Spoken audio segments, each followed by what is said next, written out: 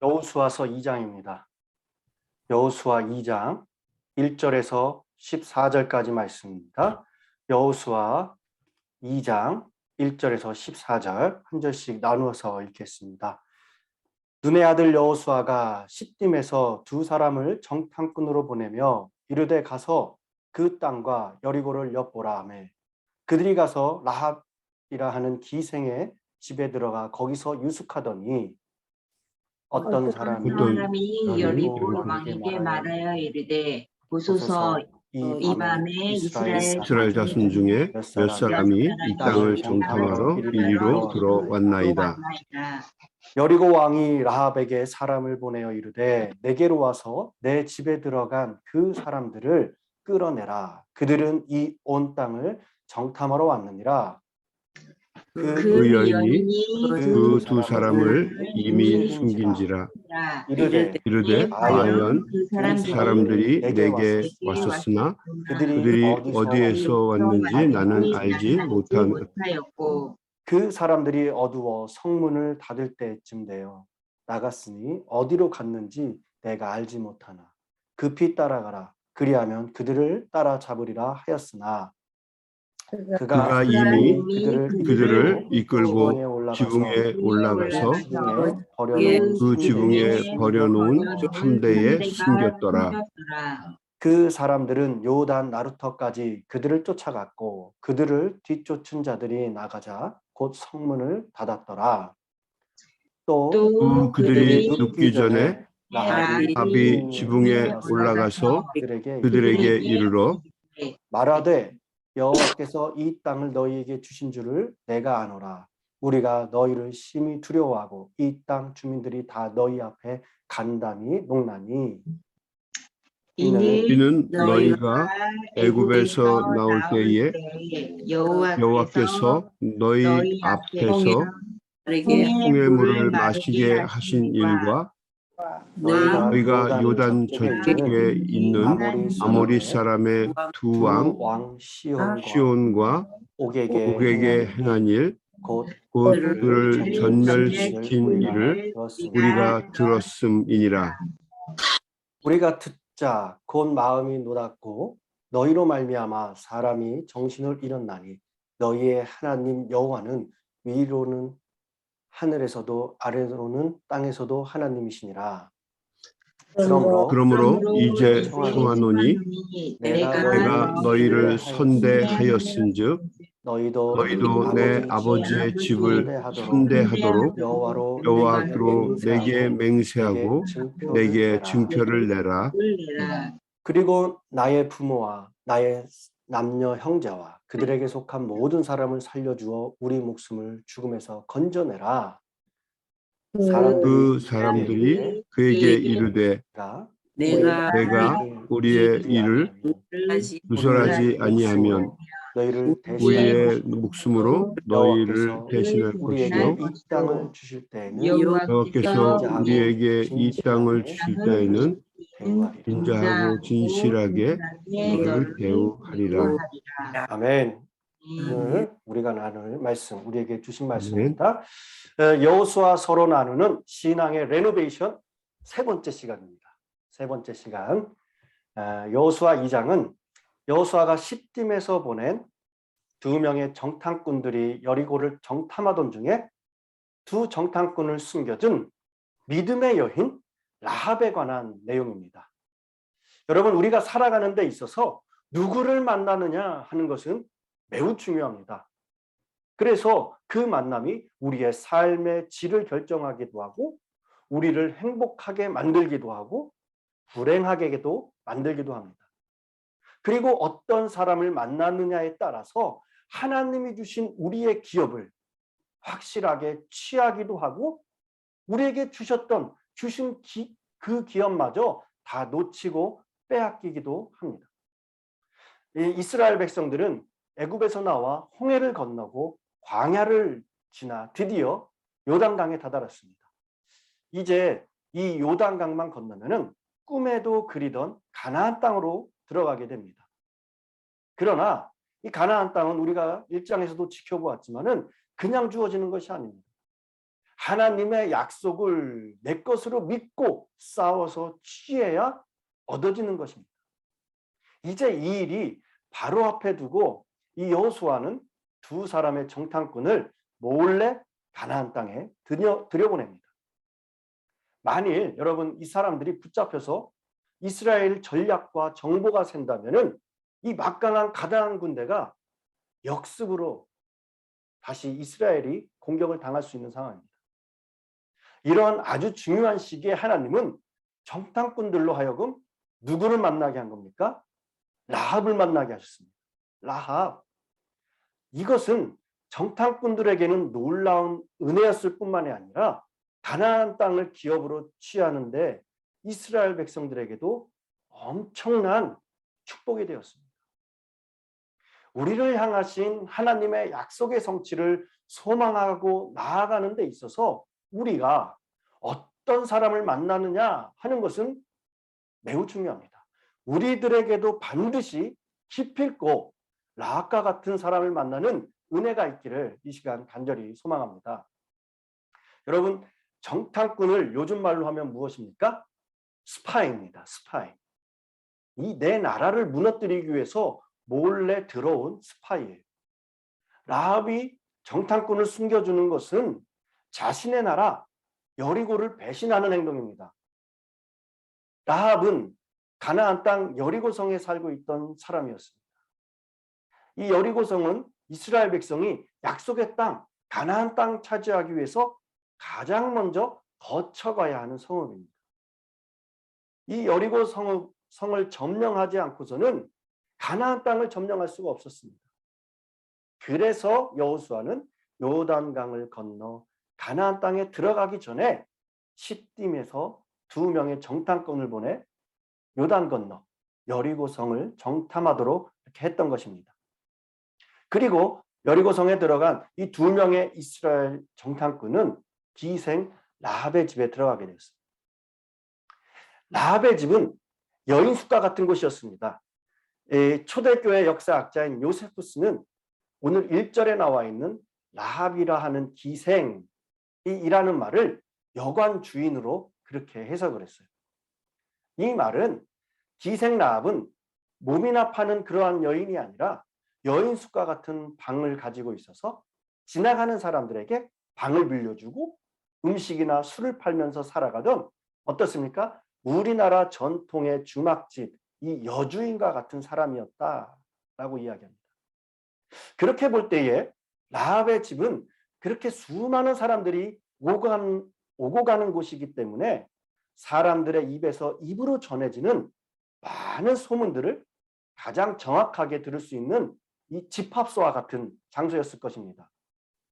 그래서 두 정탐꾼은 가나안 주민의 민심을 알아보기 위해 또 어떠한 사회적인 것, 군사 정치적인 그런 동태를 파악하기 위한 장소로 의도적으로 라합의 집에 들어갔다 생각할 수 있습니다. 그리고 라합의 집은 여리고 성벽 위에 지어져 있기 때문에 여리고성 내부를 관찰하기에도 아주 안성방춥인 그런 곳이었어요. 그런데 정탐꾼이 라합의 집에 숨어 들어간 것이 알려지고 말았습니다. 그래서 여리고 왕은 이스라엘의 이 정탐꾼을 잡기 위해 군사들을 라합의 집으로 급파한 겁니다.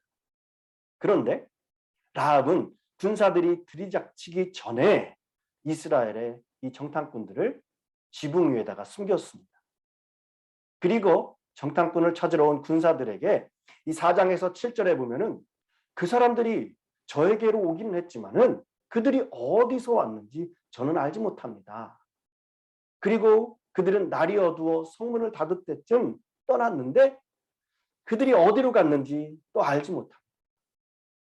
빨리 사람들을 풀어서 그 뒤를 쫓으면은 잡을 수 있을 것입니다. 뒤쫓는 사람들이 요단길을 따라 나루터까지 그들의 뒤를 쫓았고 뒤쫓는 사람들이 나가자마자 성문은 닫혔습니다. 결국 군사들은 이 정탐꾼을 찾아내지 못하고 돌아가야 했어요.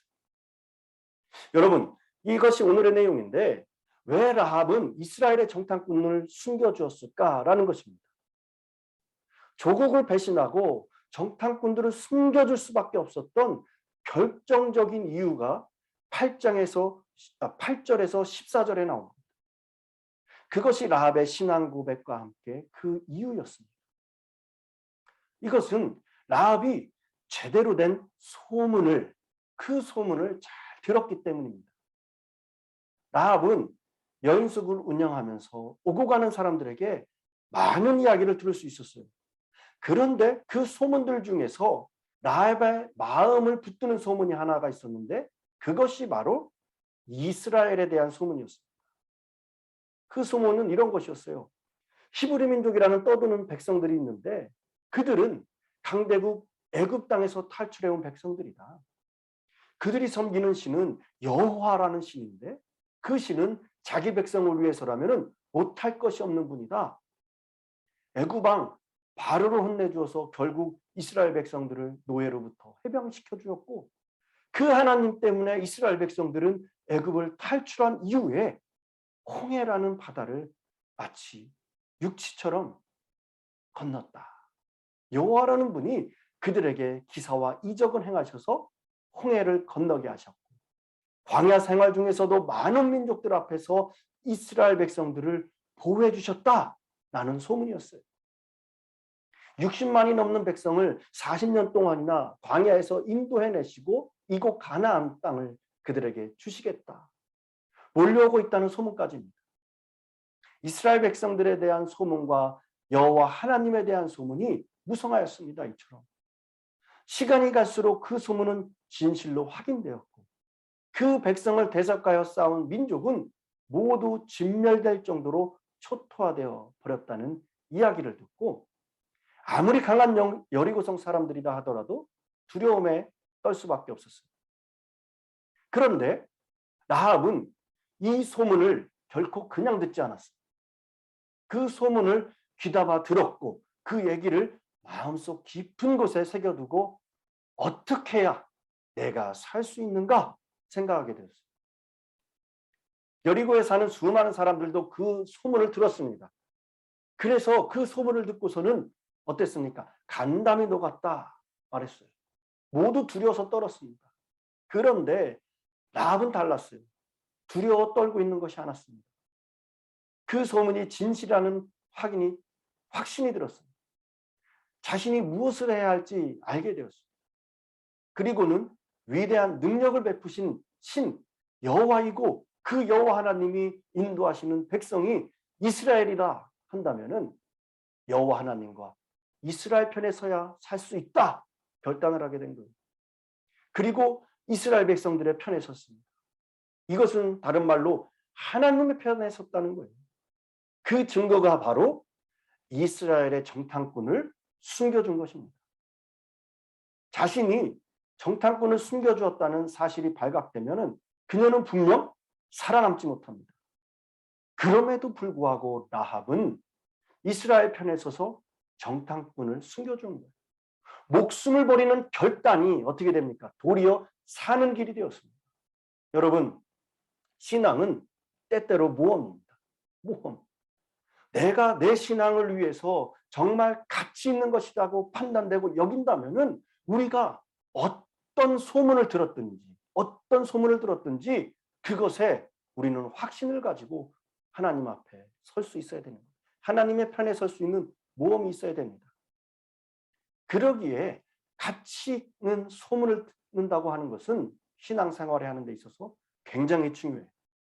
그래서 성경에서 들을 귀 있는 자는 들을지어다 라고 말씀하고 있습니다.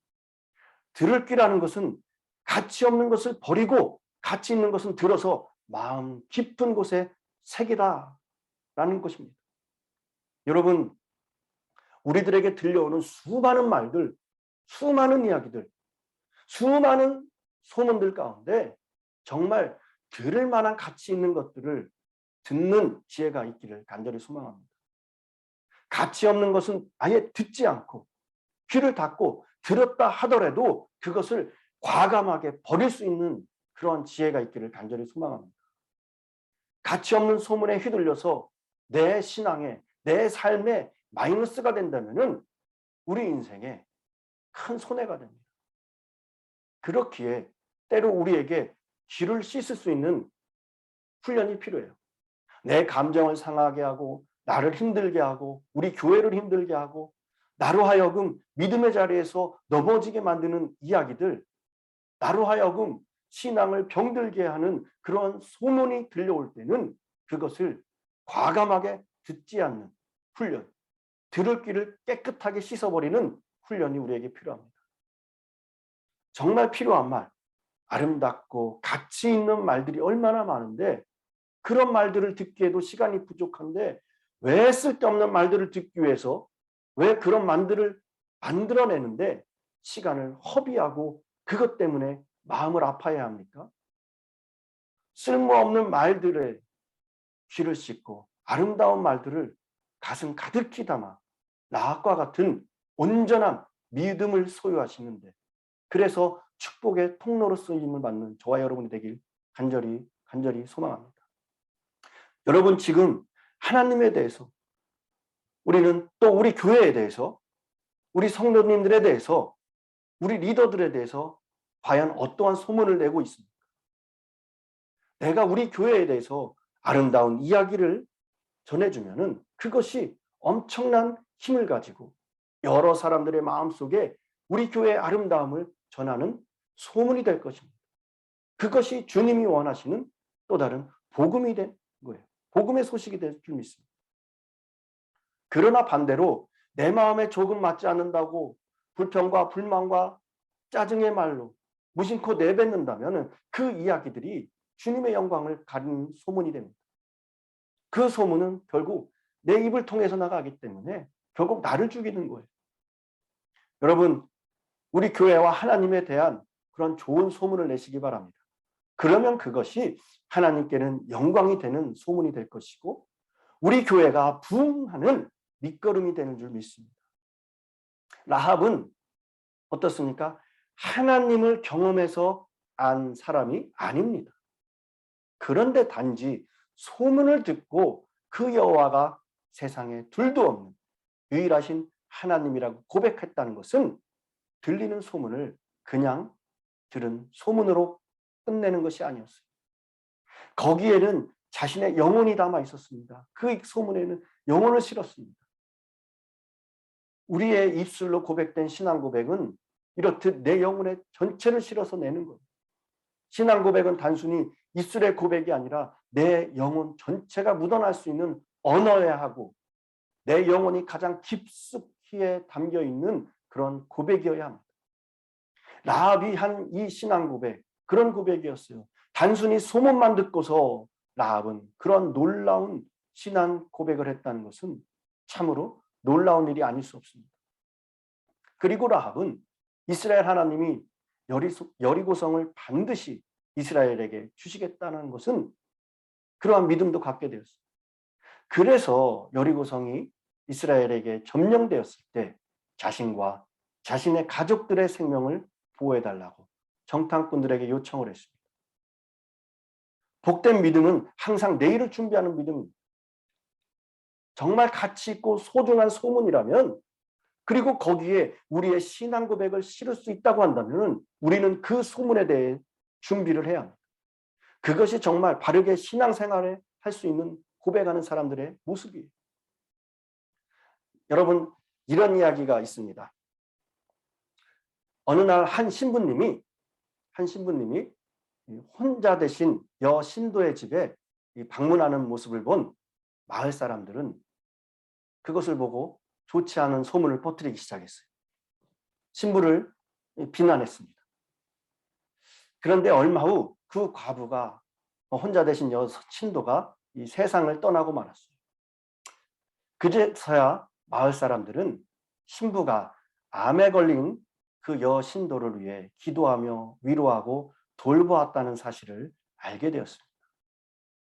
그동안 가장 혹독하게 비난했던 두 여인이 있었는데 어느 날 신부를 찾아와 용서를 빌었습니다. 그러자 신부는 그들에게